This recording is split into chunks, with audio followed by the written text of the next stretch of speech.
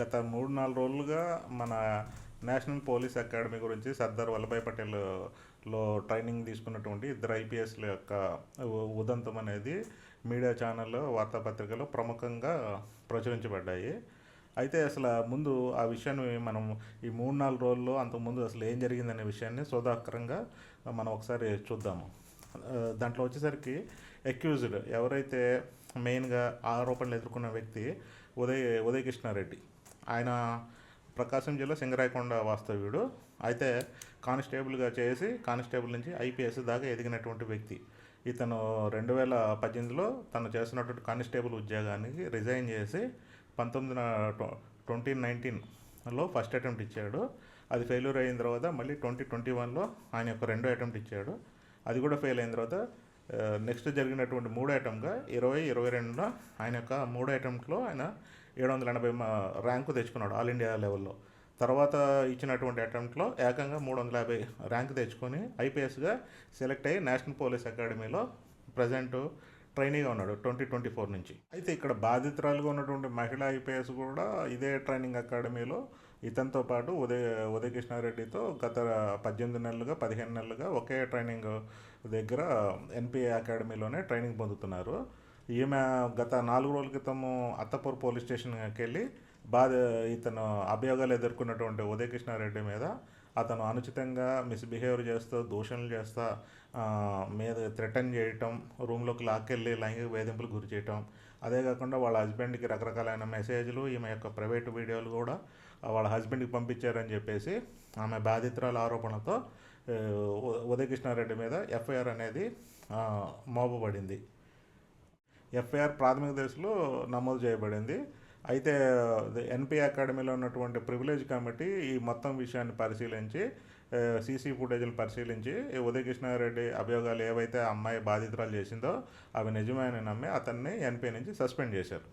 అయితే ఈ ఎన్పిఏ నుంచి సస్పెండ్ అయిన తర్వాత ఈ ఉదయ్ కృష్ణారెడ్డి బయటకు వచ్చి మోతీనగర్లో ఉన్నటువంటి వాళ్ళ ఫ్రెండ్ యొక్క బంధువుల ఇంట్లో ఉండి నిన్న అతను సూసైడ్ అటెంప్ట్ చేసి ఎస్ఆర్ నగర్లో ఉన్నటువంటి ఆసుపత్రిలో జాయిన్ అయ్యాడని చెప్పేసి మీడియాలో ప్రముఖంగా కథనాలు వచ్చాయి.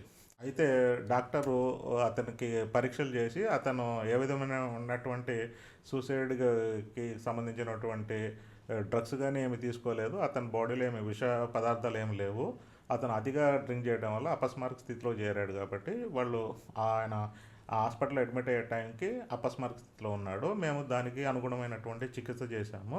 ఇప్పుడు ప్రస్తుతం నిలకడగా ఉంది. తర్వాత స్పృహలో వచ్చినటువంటి ఉదయ్ కృష్ణారెడ్డి ఒక సూసైడ్ నోట్, అంటే ఆయన ముందు అది సూసైడ్ చేసుకుందామని అది రాశాడో లేకపోతే మీడియాకి ఈ మధ్యలో హాస్పిటల్లో జాయిన్ అయినప్పుడు అది విడుదలయ్యి అది జనాలకి రీచ్ అవ్వాలని రాశాడో తెలియదు. కానీ మొత్తానికి దాంట్లో కొన్ని విషయాల్ని, సంచలనాత్మకమైన విషయాల్ని అతను ఏంటంటే బయలుపరిచాడు. అయితే ఈ విషయాల్లో ఆయన ఉదయ్ కృష్ణారెడ్డి ఏం చెప్తున్నాడంటే, ఎవరైతే అమ్మాయి బాధితురాలుగా ఉందో అసలు ఆమె ఉద్దేశపూర్వకంగానే ఇతని మీద కేసు మోపబడిందని, ఇతను ఆమె అమ్మాయి బాధితురాలకు మ్యారేజ్ అవ్వడానికి పూర్వం నుంచి ఒక 1 year నుంచి రిలేషన్లో ఉన్నామని, ఆ రిలేషన్ తర్వాత వాళ్ళకి బ్రేకప్ అయ్యి ఆ అమ్మాయి మ్యారేజ్ చేసుకుందని, మళ్ళీ మ్యారేజ్ అయిన తర్వాత కూడా ఆ అమ్మాయి ఇతన్ని తీసుకొని ఇతని దగ్గరికి వచ్చి ఇతనితో మళ్ళీ ఫిజికల్ రిలేషన్ కంటిన్యూ చేయాలని చెప్పి ఇతని మీద ఫోర్స్ చేసిందని, ఇతను దాన్ని వ్యతిరేకించానని చెప్తా ఉన్నాడు. అంతేకాకుండా వాళ్ళ హస్బెండ్ ఈ విషయం తెలిసి అతన్ని తిడతా ఫోన్ చేసి దూషణలకు బెదిరిస్తున్నాడని చెప్పేసి ఆయనకి ఇట్లా మీ వైఫే తప్పుందని చెప్పేసి ఆయనకి కొన్ని వీడియోలు, కొన్ని సమాచారం ఇచ్చామని చెప్తున్నాడు. అంతేకాకుండా ఇతను వాట్సాప్లో కూడా అమ్మాయి ఏమైతే మెసేజ్లు పెట్టిందో, అమ్మాయి తలుపు కొట్టి డోర్ ఓపెన్ చేయమని చాలాసార్లు ప్రయత్నించిందని, ఇలాంటివన్నీ కూడా తన దగ్గర ఇంకా కూడా సాక్ష్యాలు ఉన్నాయి, నేను కోర్టుకి వెళ్తానని చెప్తున్నాడు. అయితే ఇక్కడ 2 వర్షన్లు క్లియర్గా కనబడుతున్నాయి. ఇప్పుడు దాకా ఏంటంటే మనకు మీడియాలో ఏం జరిగింది అనే దాన్నే నేను మీకు అంతా విపులంగా వివరించాను. ఇది ఆల్రెడీ మీకు ఉన్న ఇన్ఫర్మేషన్. అంటే ఏంటంటే ఇక్కడ క్లియర్గా ఒక అమ్మాయి ఏం చెప్తుంది అంటే, ఫస్ట్ వర్షన్లో క్లియర్గా ఏం చెప్తుందంటే, ఇతను అమ్మాయిని టార్చర్ చేస్తున్నాడు, ఫిజికల్ హెరాస్మెంట్ చేశాడు, అబ్యూస్ చేస్తున్నాడు, లైంగికంగా వేధించాడు అని చెప్పేసి చెప్పింది. ఇక్కడ అమ్మాయికి ఈ అబ్బాయికి ఉన్నటువంటి రిలేషన్ అనేది ఏమీ చెప్పలేదు అమ్మాయి. ఇక్కడ సెకండ్ ఇంకో కోణంలో ఏంటంటే, ఇతను ఆరోపణలు ఎదుర్కొన్నటువంటి ఉదయ్ కృష్ణారెడ్డి ఏం చెప్తున్నాడంటే, అమ్మాయికి ఇతనికి ఒక ఫిజికల్ రిలేషన్ ఉంది, ఒక అండర్స్టాండింగ్ ఉంది, అందువల్ల ఏంటంటే ఆ మ్యారేజ్ ముందు కొనసాగింది. మ్యారేజ్ తర్వాత కూడా అమ్మాయి ప్రయత్నిస్తే నేను వద్దనని ఈ అబ్బాయి చెప్తున్నాడు. అంటే వీళ్ళిద్దరి మధ్యలో ఇక్కడ క్లియర్గా ఒక పాయింట్ అయితే కనపడుతుంది. అసలు వీళ్ళిద్దరి మధ్య ఓన్లీ ఫిజికల్ రిలేషన్ కోసమే ఒక అండర్స్టాండింగ్ కూడిన రిలేషన్ ఉన్నట్టు మనకి కంప్లీట్గా ఈ ఇద్దరు అనాలిసిస్లు చూస్తుంటే కనపడుతుంది. ఎందుకంటే వాళ్ళు ఉన్నది ఎన్పిఏ అకాడమీలో.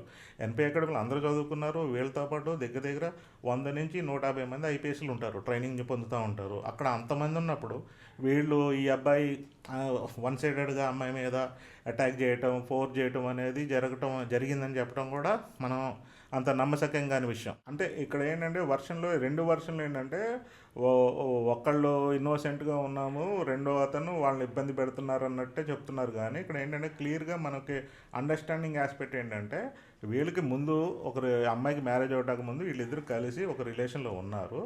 ఎప్పుడైతే మ్యారేజ్ అయిన తర్వాత వాళ్ళిద్దరిలో ఎవరు ఆ రిలేషన్ కంటిన్యూ అవ్వాలనుకున్నారు అనేది మనకు క్లారిటీ లేదు. అది అమ్మాయా లేకపోతే ఈ అబ్బాయా అనేది మనకు తెలియదు. అయితే ఇక్కడ వీళ్ళిద్దరూ కూడా బ్రేకప్ అయింది, అమ్మాయి మ్యారేజ్ అయిన తర్వాత దూరం పాటించుండి ఎవరి పనిలో వాళ్ళు ఉండుంటే జీవితంలో ఇలాంటి చాలా చాలా సహజం. ఇలా జరిగి ఉండుంటే అసలు ఏ మామూలుగానే ఇష్యూ అనేది క్లోజ్ అయిపోయేది. కాకపోతే వీళ్ళిద్దరిలో ఒకళ్ళు ఏంటంటే ఫర్దర్గా రివెంజ్ స్టోరీనో లేకపోతే మళ్ళీ ఆ రిలేషన్ కంటిన్యూ అవ్వాలని ఫోర్స్ఫుల్గా ఒకళ్ళ మీద ఒత్తిడి తెచ్చారు. అది అమ్మాయి తెచ్చిందా ఈ అబ్బాయి తెచ్చాడా అనేది ఏంటంటే విచారణలో తెలుస్తుంది.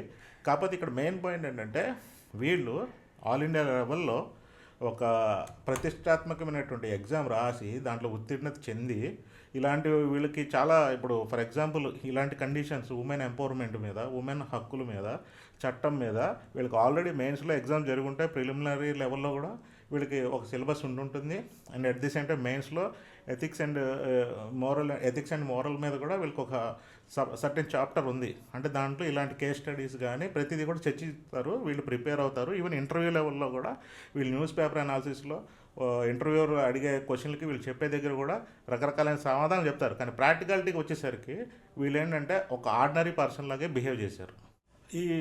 ఈ టోటల్ ఎపిసోడ్లో ఎన్పిఏ యొక్క ప్రతిష్ట అనేది దిగజారింది. ఇది దేశవ్యాప్తంగా న్యూస్ అయ్యి సంచలనంగా అయ్యి అసలు ఎన్పిఏ యొక్క నియమ నిబంధనల మీదే క్వశ్చన్ అయ్యేటట్టు. ఎందుకంటే ఎన్పిఏకి ఒక గ్రాండ్ హిస్టరీ ఉంది. అంటే దీని నుంచి చాలా ప్రతిష్టాత్మకమైన ఈ ఇన్స్టిట్యూట్ నుంచి రకరకాల వ్యక్తులు రకరకాల స్టేట్స్లో ఐపీఎస్లుగా ఇక్కడ ట్రైనింగ్ పూర్తి చేసి ఎస్పీలుగా డీజీపీలుగా పదవీ విరమణ చేసి వాళ్ళ యొక్క అద్భుతమైనటువంటి సేవలు ఇచ్చారు. కానీ వీళ్ళు చేసిన పనికి వీళ్ళ జరిగిన ఒక పర్సనల్ ఇష్యూని వీళ్ళేంటంటే టోటల్ ఎన్పిఏకి అసలు ఏం జరుగుతుంది, ఎన్పిఏలో అసలు క్రమశిక్షణ లేదా, ఎవరు పట్టించుకోరా అనే స్థాయికి దిగజార్చేశారన్నమాట వీళ్ళు ఇన్స్టిట్యూట్ని.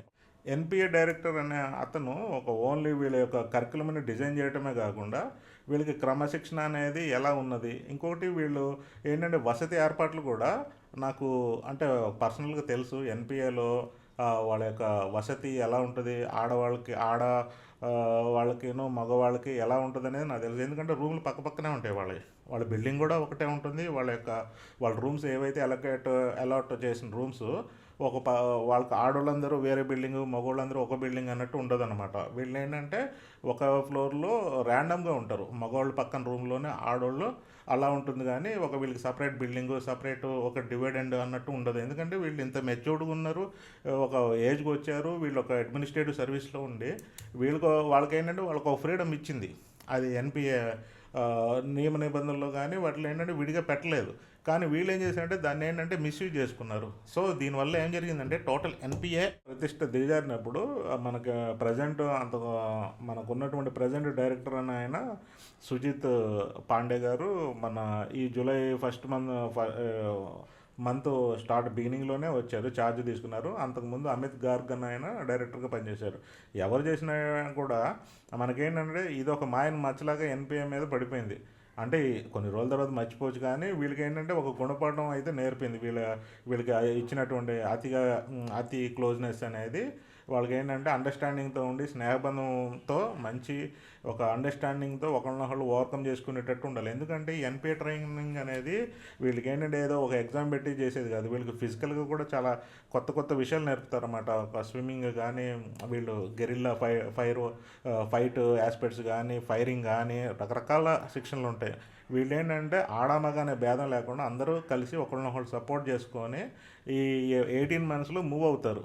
అయితే ఏంటంటే వీళ్ళు మిస్యూజ్ చేసుకొని ఈ ఇచ్చిన ఫ్రీడమ్ని వాళ్ళు మిస్యూజ్ చేసుకోవటమే కాకుండా వాళ్ళ ఎన్పిఏ మొత్తం ఇన్స్టిట్యూట్ మీదే వీళ్ళు ఒక చెడ్డ పేరు తీసుకొచ్చేటట్టు జనాలకు ఒక మిస్ఇంటర్ప్రిటేషన్ ఇచ్చేటట్టు బిహేవ్ చేశారు. ఇలాంటి చర్యలు అనేవి నెక్స్ట్ బ్యాచ్లో పునరావృతం కాకుండా ఫస్ట్ వీళ్ళిద్దరిని బాధ్యతలు చేసి వీళ్ళిద్దరిని ఒక అబ్బాయినే కాకుండా ఫస్ట్ ఆఫ్ ఆల్ ఆ అమ్మాయిని కూడా ఫస్ట్ సస్పెండ్ చేయాలి. ఎందుకంటే పూర్వాపరాలు అనేవి మనం మొత్తం జరిగిందనేది ఒక చిన్న కమిటీతో తేలదు. అదేంటంటే ఆల్రెడీ ఇప్పుడు ఆ అబ్బాయి కోర్టుకు వెళ్తున్నాడు కాబట్టి ఆ అమ్మాయిని కూడా సస్పెండ్ చేసి హోల్డ్లో పెడితేనే నెక్స్ట్ వచ్చే జనాలకి కొంచెం భయం అనేది ఉంటుంది.